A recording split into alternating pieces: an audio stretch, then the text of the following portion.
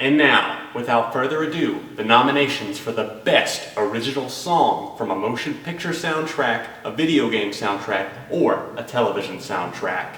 The nominees are Battle Cry by Imagine Dragons, Who We Are by Imagine Dragons, Ready, Aim, Fire by Imagine Dragons, Monster by Imagine Dragons, and finally, Warriors by Imagine Dragons. The Best Original Song goes to Imagine Dragons.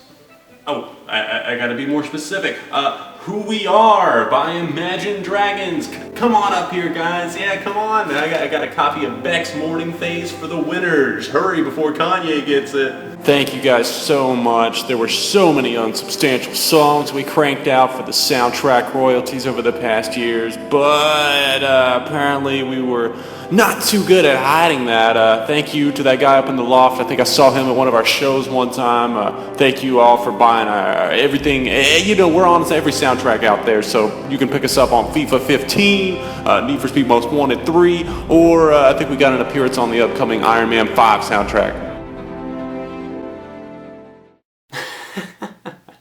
Oh, it's all in good fun, guys. I don't hate Imagine Dragons, contrary to popular belief.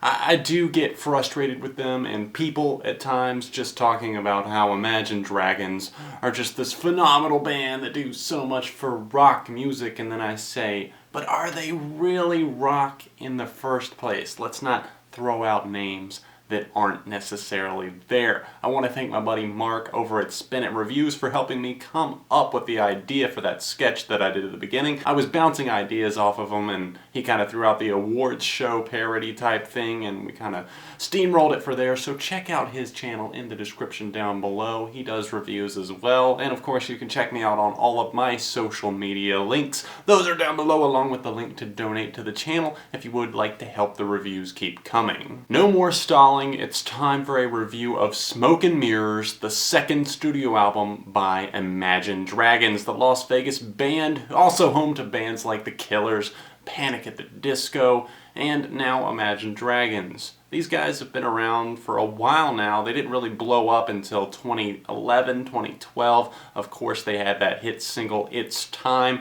and the 87-weeker on the Billboard Hot 100, Radioactive, the song that would not die. I think the best word I can think of for Imagine Dragons at this point is overexposed.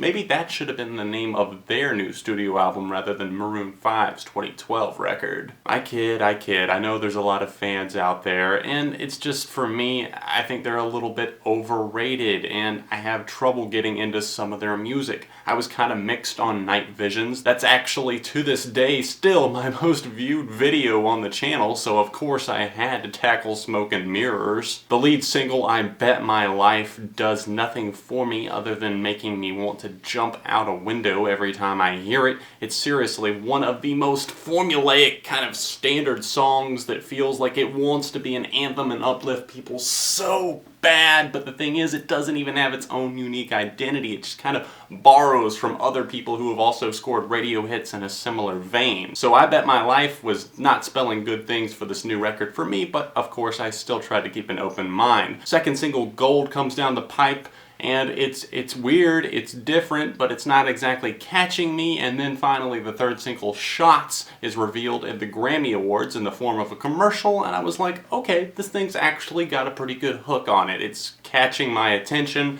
it's making me remember it. It's not the best thing out there, but still, I'm seeing signs of improvement. Maybe this album won't be so bad. First listen through Smoke and Mirrors, I was kind of taken back, and I was like, this thing is so many different things. There's so many sounds on here. What direction are they trying to go in? They're pulling my ears and my head all over the place. I don't dislike a lot of these tracks. I mean, I find a lot of them very middle of the road, but it's like they really struggle to find their own unique identity here. Brother recalls the talents of Philip Phillips. It Comes Back to You kind of channels the 1975, and I think a few of the other tracks here just almost try to blend indie and alt rock and just kind of crumble it all into one. It's like they almost just exist in order to gain airplay. There's a section of songs near the end of this record that I just didn't even know if I was going to continue getting through it just because it's very dreary and kind of just puts me to sleep. It Comes Back to You, Dream, Trouble, and Summer are 4 tracks that just come back to back to back with nothing really to offer us. I will note that a few of these tracks have grown on me.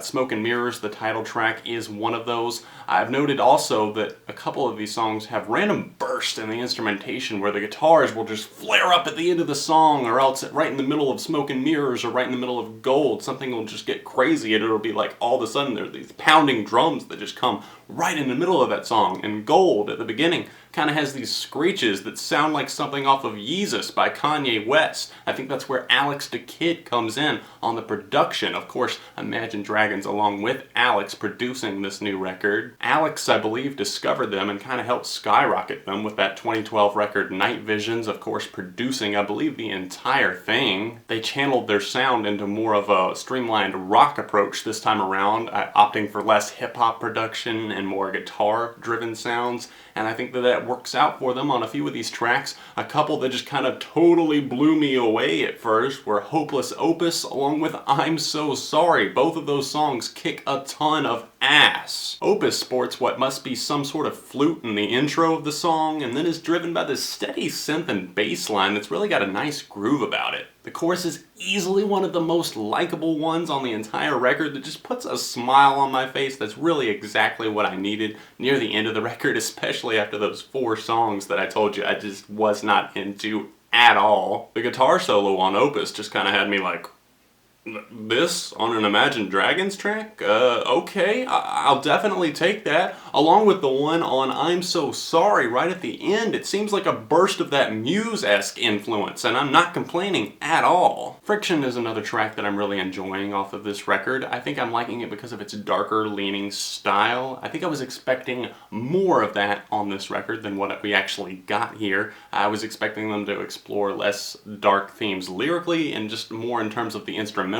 I thought they would explore that more, considering they did some of that on their first record, Night Visions, but instead most of the instrumentation on this record was definitely inspired by indie music, I think alternative and maybe even some folk. It's definitely apparent in the use of acoustic guitars, some of the electric ones as well. I think it would have been cool if they had kind of added a little bit more of an electronic flair to some of the tracks, and I think that's what Friction and even Gold have going for them. I was expecting more tracks that would be styled like Friction rather than just Dan Reynolds exploring hitting the high notes on so many of these songs and really just indie vibes out the wazoo. I think that the band honestly just tried to go in too many different directions here on Smoke and Mirrors, kind of got a convoluted sound that results in a very uneven record as a whole. I do want to mention the closing track, The Fall. It's one that's grown on me with repeated listens. It kind of takes the album out on a more positive than expected note. I mean, what did you expect me to expect after the last album, Night Visions, went out on an epic 9.5-minute track? Well, a mashup of 2 tracks, but you get the point. Smoke and Mirrors is a weird record for me. Like I said, there are some tracks that I really do enjoy. Hopeless Opus, I'm So Sorry,